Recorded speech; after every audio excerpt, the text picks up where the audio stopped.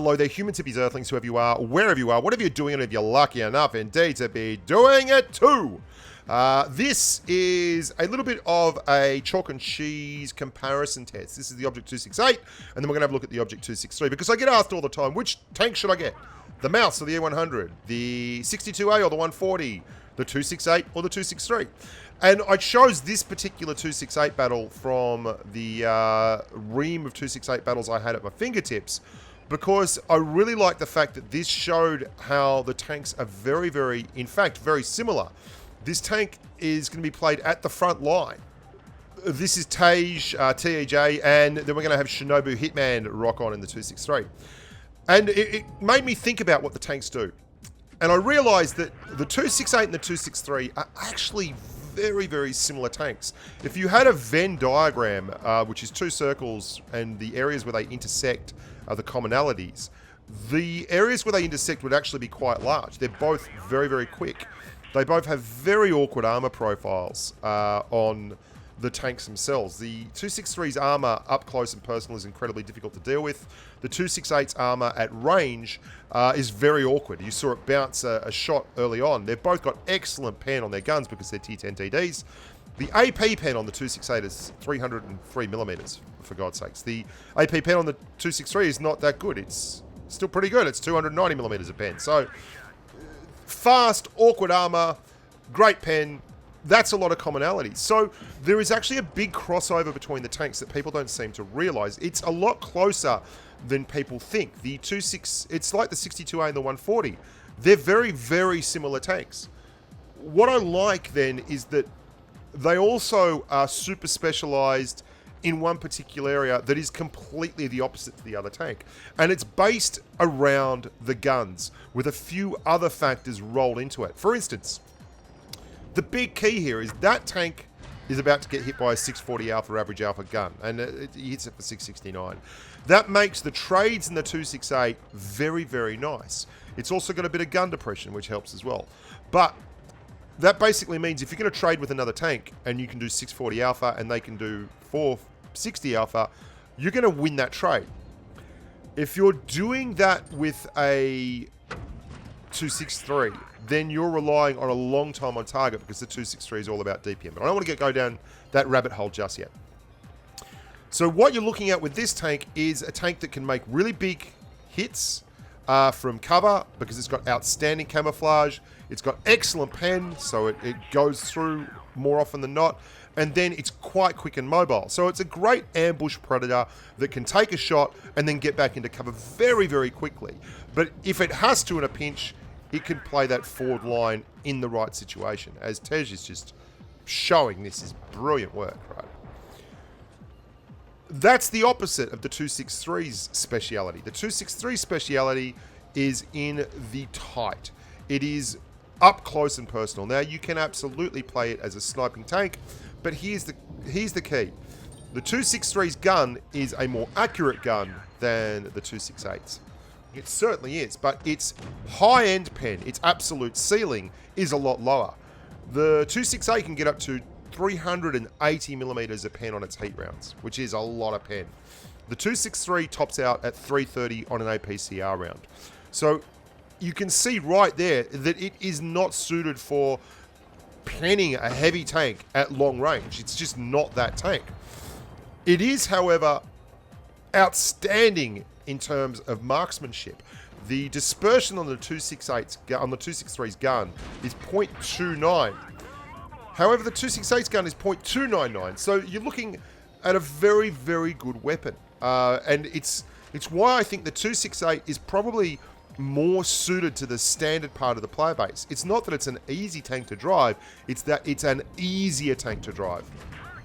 And I hear a lot of people scoffing at that, saying, well, the YOLO wagon, you just drive forward. I want you to go and have a look at the comment sections of some of my old videos, which the 263 is called the YOLO wagon. That's its affectionate nickname. And they are filled with people who, when I jump in a YOLO wagon and have 3 games in a row at 5k, just driving down the throats of enemy tanks, they're full of people saying this is bullshit. Like, there's a heap of them. This is bullshit. I can't believe you're saying this. This tank is not that easy to drive. You're just making it up and all that, because they can't do it. There is an absolute science that it took me a while to understand with driving the 263 both aggressively and successfully. So there we go, 6.5k. Very good 4-kill game, driven from the front by Tej. Excellent stuff. Now let's talk a little bit more about the 263.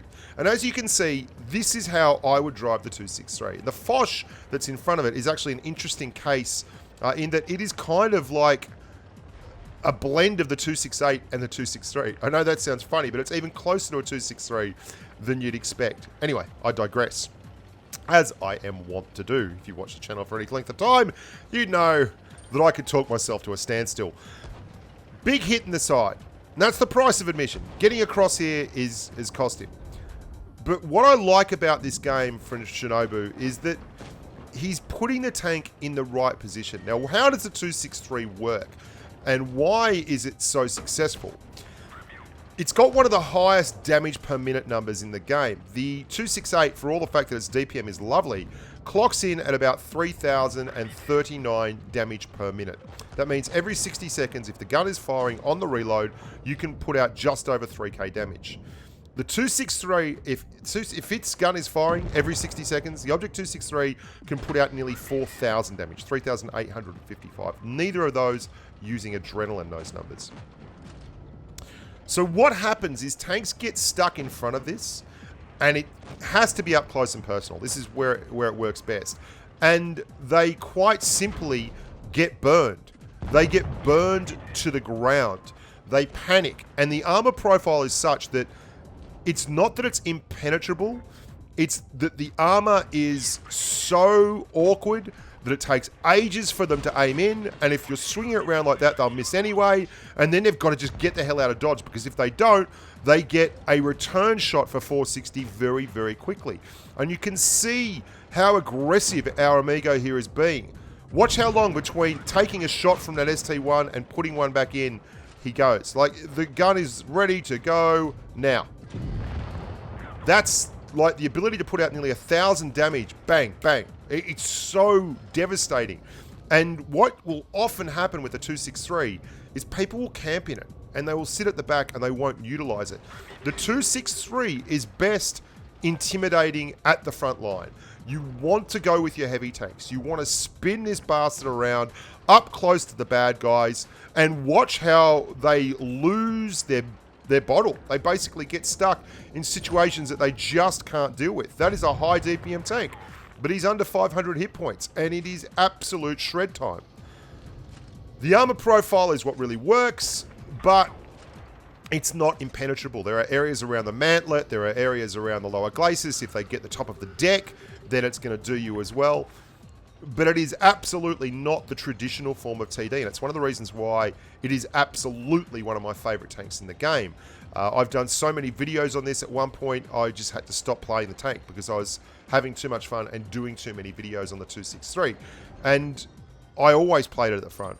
There is something to be said, like it can be effective as a sniper, but like the 268, it has an area where it excels.